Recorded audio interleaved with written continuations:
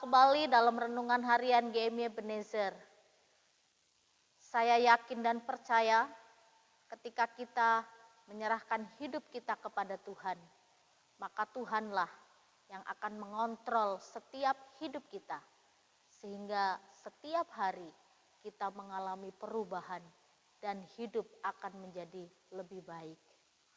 Pagi ini kita akan merenungkan firman Tuhan, yaitu damai sejahtera Kristus yang memerintah hatimu. Sebelum merenungkannya, mari kita berdoa. Bapa di dalam surga, Engkaulah Tuhan dan Juru Selamat kami yang hidup.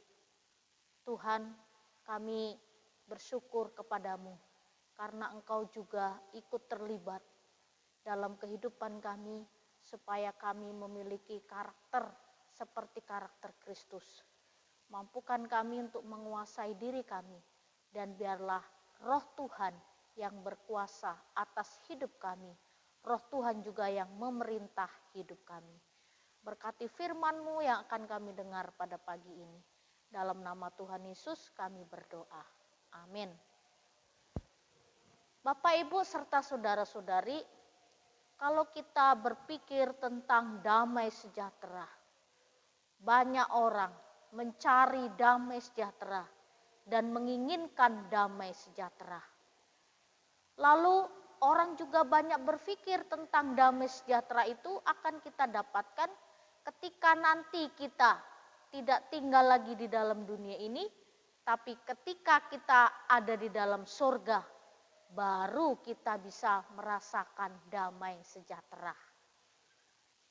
Apakah benar damai sejahtera itu akan kita nikmati hanya di surga?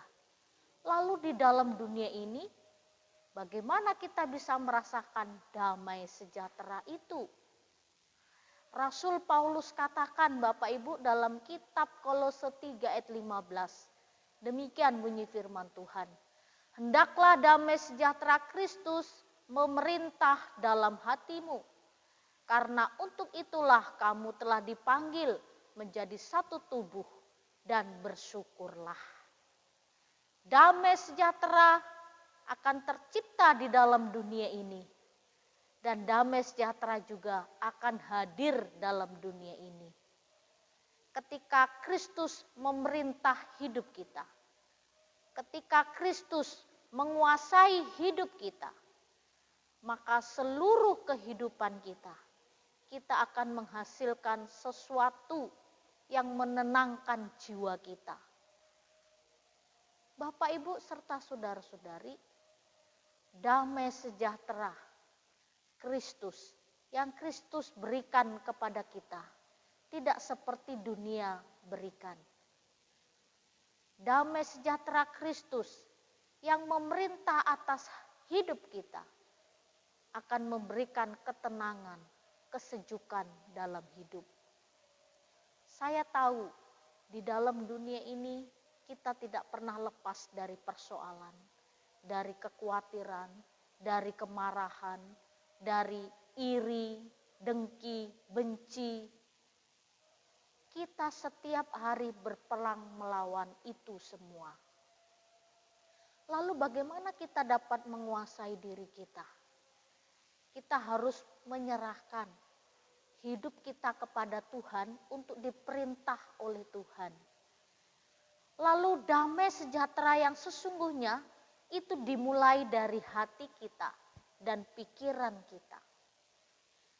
Kalau ada Kristus di hati kita, ada ketenangan, ada kesejukan, ada kedamaian.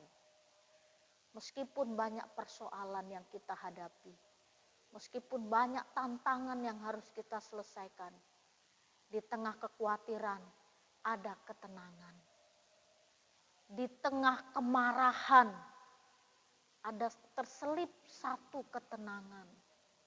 Dan ketenangan, kesejukan itulah damai sejahtera Kristus atas hidup kita.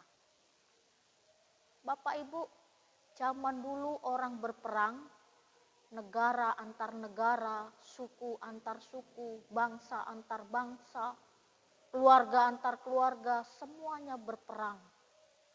Dan ketika mereka berperang, Mereka menumpahkan darah, mereka korbankan jiwa raga mereka, harta mereka pun jadi korban. Demi perdamaian, banyak bangsa yang berperang rela melakukan apa saja. Karena memang kedamaian dinanti-nantikan oleh semua orang. Demikian juga di tengah-tengah hidup kekristenan kita. Kalau kita hidup damai dengan diri sendiri, damai dengan orang lain, damai dengan teman-teman segereja, damai dengan tetangga kanan kiri, damai dengan sanak saudara kita, alangkah sukacitanya dalam hidup. Yesaya 32 ayat 17 mengingatkan kepada kita, di mana ada kebenaran, di situ akan tumbuh damai sejahtera. Dan akibat kebenaran ialah ketenangan dan ketentraman untuk selama-lamanya. Damai sejahtera Kristus akan kita rasakan ketika ada kebenaran. Di mana ada kebenaran, di situ akan tumbuh damai sejahtera. Kalau kita hidup benar di hadapan Tuhan, kalau kita hidup benar di depan sesama kita, maka kita akan menikmati damai sejahtera Tuhan. Oleh karena itu, biarlah Kristus yang memimpin hatimu, Kristus yang menguasai hati dan pikiranmu, dan Kristus juga yang mengontrol seluruh hidupmu, sehingga kita memperoleh damai sejahtera, ketenangan, ketentraman di dalam Tuhan. Carilah Tuhan senantiasa, maka engkau akan menikmati kedamaian yang sejati. Kita berdoa. Benar ya Tuhan, kami ingin berdamai dengan diri kami sendiri dan juga berdamai dengan orang lain. Karena Engkau telah memperdamaikan kami oleh pengorbananmu di atas kayu salib. Engkau mendamaikan manusia dengan Allah dan kami sudah berdamai. Berkati kami supaya kami menikmati damai sejahtera-Mu. Di tengah kesulitan persoalan, kami tetap tenang karena Kristus yang berkuasa. Biarlah firman-Mu pagi ini memberikan kekuatan untuk kami terus memiliki damai sejahtera-Mu. Di dalam dan demi Yesus Kristus kami berdoa dan mengucap syukur. Amin. Selamat pagi, Tuhan Yesus memberkati.